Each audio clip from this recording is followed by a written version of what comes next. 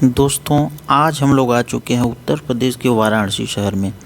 यहाँ हम लोग आप लोगों को दिखाने के लिए लाए हैं कि मशरूम की खेती किस प्रकार से बंद कमरे में होती है। बंद कमरे में क्यों? क्योंकि किसान भाइयों, मशरूम के लिए जो है 25 से 22 से 28 डिग्री तक टेम्परेचर का होना अनिवार्य है। इसका इसलिए बंद कमरे में खेती किया जाता है। हालांकि यहाँ पे एसी का रख रखाव मेंटेनेंस का खर्च ज़्यादा होता है। तो आइए देखते हैं साथियों। जब हम थोड़ी दूर आगे बढ़े तो हमने देखा कि कुछ लाल रंग का बुरादे जैसा है, जिसके ऊपर कुछ सफ़ेद चीज़ मिलाया जा रहा है।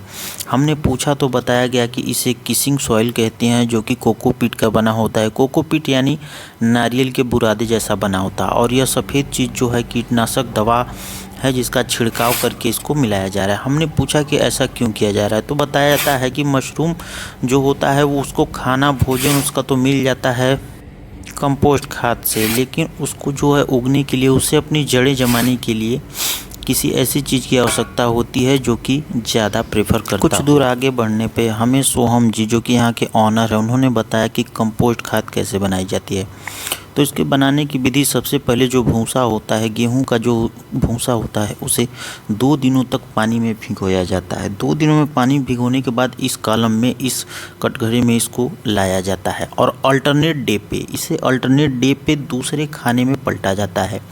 और प्रत्येक खाने में दोस्तों, जब ये इसके यहाँ आने के बाद भी इसे भिगोया जाता है। भिगो के इसके नीचे आप लोग देखेंगे तो जो है हवा निकालने के लिए यहाँ पे देखिए, ये जो है पाइपें लगी हुई हैं। पाइपें यानी देखेंगे आप लोग तो ये लाइन वाइज जो बनी हुई चीज़ें हैं, इसमें होल है। यहाँ से हवा और पानी जो इसमें, क्योंकि दोस्तों कंपोस्ट खाद में नमी नहीं रहनी चाहिए। किसी भी चीज़ को सड़ने के लिए हवा और पानी, 2 चीज़ों की आवश्यकता होती है। तो उसको निकाला जाना बहुत ही आवश्यक है, इसलिए इसको यहाँ से निकालने की विधि पूर्वक बनाई गई है व्यवस्था।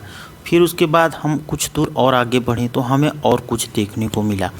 सोहम जी ने हमें बताया कि यहाँ से किस प्रकार से कंपोस्ट वापस जाता है। तो इसमें जो है बहुत सारा फंगस कह लीजिए, या बहुत सारी चीज़ें ऐसी होती हैं जो कि मशरूम के लिए नुकसानदायक है। तो उसे भी हम लोग जो है 57 डिग्री टेम्परेचर पे नष्ट करते हैं, जिसके लिए ये रूम बनाया गया है। और इस रूम से सीधे हमारा कंपोस्ट तैयार होके मशरूम के प्लांट में अंदर पहुंच जाता है, और वहाँ से फिर आगे का प्रोसेस हम लोग आपको बताते हैं। हेलो दोस्तों, तो हम लोग आज आ चुके हैं आप लोगों को एक बहुत ही यूनिक और बहुत ही नई चीज़ दिखाने के लिए।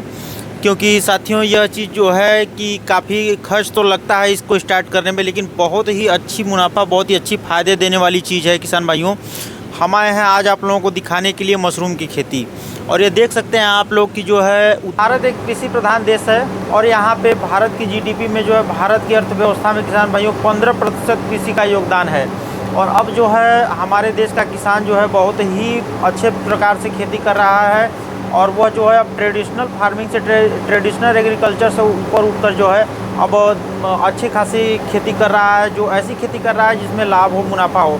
तो किसान भाइयों, हम लोग आप लोगों के लिए लेकर आ चुके हैं एक ऐसी ही खेती जिसका नाम है मशरूम की खेती। हमारे साथ हैं भाई साहब हैं, इन्होंने, आप लोग देख सकते हैं, मैं कहूँगा इनसे कि थोड़ा सा और आगे आके आप लोगों को दिखाएं। ये चीज़ बहुत ही अच्छे तरीके से रख रखाव के माध्यम से खेती किया हुआ है। तो पूरी तरह से मशरूम की खेती किस प्रकार से होती है, इसमें क्या होता है, लागत क्या है, मुनाफा क्या है, सब कुछ हम लोग बताएंगे। क्या आप लोगों को करनी चाहिए खेती की नहीं करनी चाहिए, हम पूरा बताएंगे किसान भाइयों। साथियों, ये मशरूम है जो ये देख सकते हैं आप लोग। ये कितने दिन का हुआ? ये लगभग क्या कहते हैं, इसमें पहली हार्वेस्टिंग हो चुकी है। अच्छा, पहली हार्वेस्टिंग लगभग ख़त्म हो ही गया है जी। अच्छा, ये ख़त्म हो चला है? हाँ, मतलब ये पहली हार्वेस्टिंग का ख़त्म हुआ, अभी दूसरी हार्वेस्टिंग अभी इसमें स्टार्ट हुई। जी जी। किसान भाइयों, जो है भारत का जानते हैं आप लोग कि भारत जो है वो सभी प्रकार के मौसम, बरसात, जाड़े और गर्मियों, तीनों प्रकार के मौसम को झेलता है। इस कारण से यह जो है ज़्यादातर इसकी खेती कमरों में किया जाता है किसान भाइयों। तो यह आप लोग देख सकते हैं, यह कमरों में ही खेती किया जा रहा है। ऊपर देख सकते हैं आप लोग एसी लगा हुआ है पूरा। अच्छा, इसको क्या बोलते हैं? ये रैक है, रैक सिस्टम पे ये होता है। जी जी। ऊपर एसी लगी हुई है जी, 5.5 टन की। अच्छा, रैक सिस्टम में करने से एक बेनिफिट यह होता है कि छोटे से कमरे में भी ज़्यादा जो उगाया ज़्यादा पैदावार आप उगा सकते हैं। जी जी। अच्छा, हम लोग देख रहे थे, अभी बाहर आ रहे थे, तो कि ये जो है कि नारियल वगैरह का कुछ होता है क्या? ये वो केसिंग बोलते हैं उसको, वो कोकोपीट होता है। जी जी। नारियल का बुरादा होता है। हाँ। ये आप देख रहे होंगे, ये 1-1.5 इंच की लेयर है। ये इसी को केसिंग सॉइल बोलते हैं। अच्छा, ये जो है नीचे कंपोस्ट खाद है हाँ। और उसके जस्ट ऊपर 1.5 इंच या 2 इंच तक जो है। हाँ, केसिंग सॉइल पड़ती है। अच्छा, ये सिस्टम है। तो इसके ऊपर रखने का क्या मतलब होता है? देखिए क्या होता है, डायरेक्ट कंपोस्ट से फ्रूटिंग बॉडी नहीं बन सकती है। जी जी। अच्छा। क्या कहते हैं, उसके लिए आपको केसिंग सॉइल की ज़रूरत पड़ती है। हाँ, इसमें ये कंपोस्ट एक तरह से मशरूम का खाना होता है। जी और जी। इसमें से ये उगता है। अच्छा, इसमें से उगता है ये। जी अच्छा। इस प्रकार से व्यवस्था। अब हम आप लोगों को बताते हैं इसको उगाने की विधि। तो सबसे पहले इसको कंपोस्ट बनाया जाता है किसान भाई। मशरूम की सबसे जो मूलभूत ज़रूरत है कंपोस्ट बनाना है। तो कंपोस्ट जो है पुआल की भी बनती है, यानी कि धान का जो वेस्ट होता है उससे भी बनता है, और गेहूं का भूसा जो होता है किसान भाइयों उससे भी बनता है। तो कई किसान हमारे करते क्या है कि जो खेती करते हैं वो कई लोग होते हैं कि कंपोस्ट जो है बाहर से ख़रीद के लाते हैं फिर उसमें उगाते हैं, और कई लोग होते हैं कि जो स्वयं कंपोस्ट अपने यहाँ तैयार कराते हैं। तो भाई साहब, आप जो है अपने यहाँ तैयार कराते हैं कंपोस्ट? हाँ जी, हाँ जी। अच्छा, कंपोस्ट मैं अगर बात करूं कि एक कंपोस्ट का जो तबका हम लोगों ने बाहर देखा, उसको तैयार होने में, पूरा तैयार होके यहाँ पे आने में कितने दिन का समय लगता है? तो लगभग क्या कहते हैं 22 से 28 दिन का लगता है। 22 से 28 दिन का समय लगता है। तो 22 से 28 के दिनों में आपका जो है एक कंपोस्ट तैयार हो जाता है। तो अगर कंपोस्ट तैयार करने की अगर लागत की जाए बात, तो कितना लगता है लगभग? अब डिपेंड करता है कितना कमरा है। हाँ जी जी। लगभग क्या कहते हैं 1.5 से 2 लाख रुपए लग जाता है। चाहूँ कि ये जो कंपोस्ट को आपने प्लास्टिक में भर के रखा है, तो आपने प्लास्टिक में ही क्यों? क्या हम इसको किसी कागज़ वगैरह या किसी अन्य चीज़ में भी रख सकते हैं? कागज़ में ये ठहर नहीं पाएगा, कागज़ जी, को जी। फाड़ देगा। प्लास्टिक में क्या कहते हैं ये अच्छे से टाइट रहता है, निकलेगा नहीं। और मुझे लगता है टेम्परेचर भी अपना बना के रखेगा।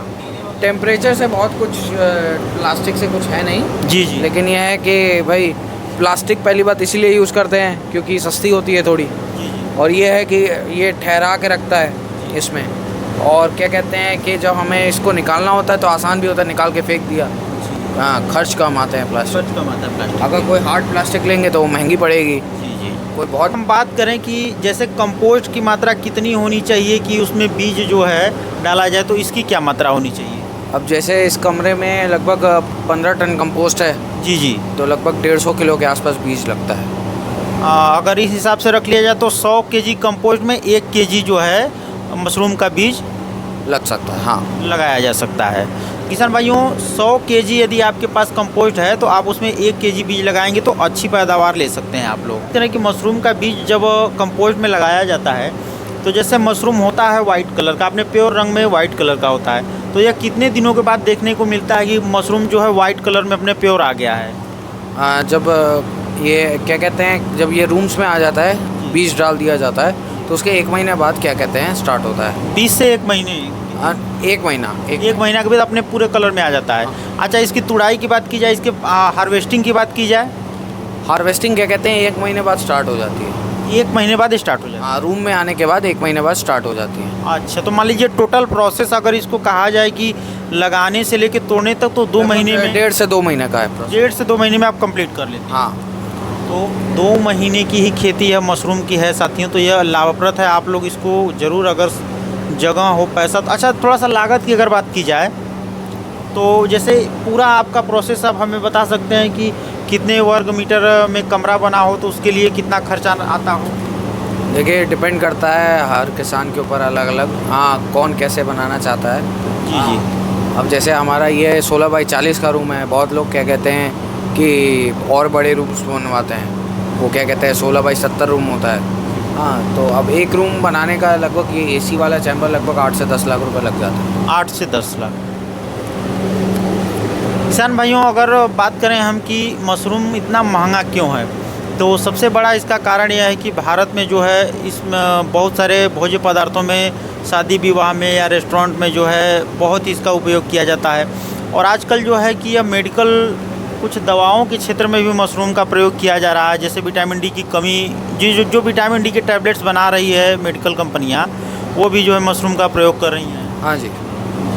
अच्छा, मशरूम में भी कई प्रकार के मशरूम होते हैं, शायद 2 प्रकार के होते हैं जहाँ तक मैं जानता हूँ। ऐसे तो मशरूम विदेशों में तो कई 15-20 प्रकारों के होते हैं। हमारे भारत देश में क्या कहते हैं कि यहाँ पर ज़्यादातर बटन मशरूम ही की बटन मशरूम। इनकी क्या कहते हैं सेल ज़्यादा है। ऐसे तो फिर ऑयस्टर भी बिकता है, मिल्की भी बिकता है, लेकिन इनकी पैदावार भी कम है और इनकी क्या कहते हैं सेल भी कम है भारतीय देश में। मुझे लगता है पूरे भारत में ही बटन जो मशरूम है वो बहुत ही अच्छी मानी जाती है, स्वाद में भी और इसकी पैदावार में भी।